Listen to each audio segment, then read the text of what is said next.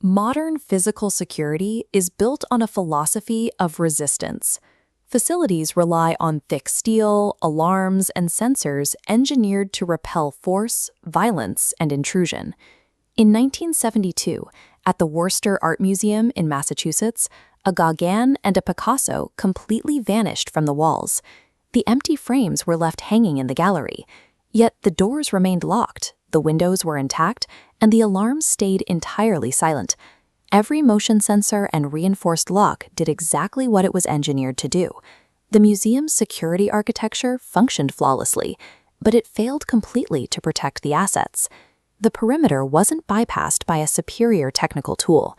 The thieves exploited a vulnerability that engineers cannot patch: the human brain, and its inherent deference to performed identity.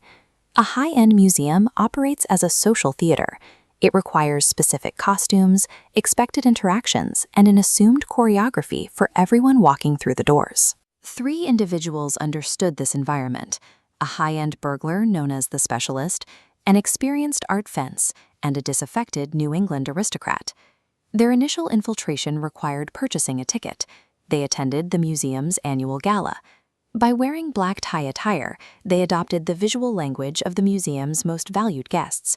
A security guard's threat detection radar scans for anomalies, nervousness, aggression, or out-of-place clothing, but high-status formal wear bypasses that radar entirely. Outwardly, they offered the relaxed appreciation of patrons enjoying the collection.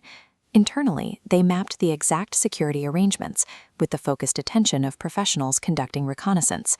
This is social engineering. By mimicking the exact posture and cadence of wealthy donors, the thieves rendered themselves effectively invisible to the staff. Guards are trained to look for things that break the pattern.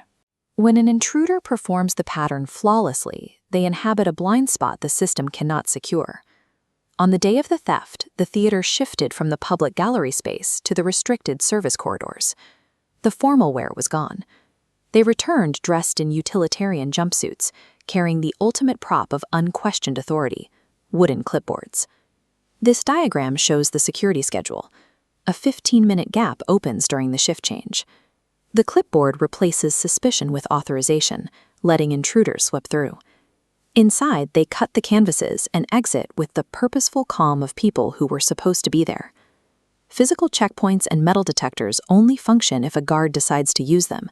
If the human operator has already mentally validated an individual's presence, the technical tools remain holstered. The entire operation rested on the exploitation of the gap between belonging and performing belonging. No voice was raised. The perimeter remained intact. The staff only discovered the empty frames the following morning. By then, the Gauguin and the Picasso were already miles away, with the fence inspecting the prints of the newly acquired inventory. A mechanical lock only understands a mechanical key. Technical security measures are inherently limited because they can only defend against physical attacks. They do not evaluate intent.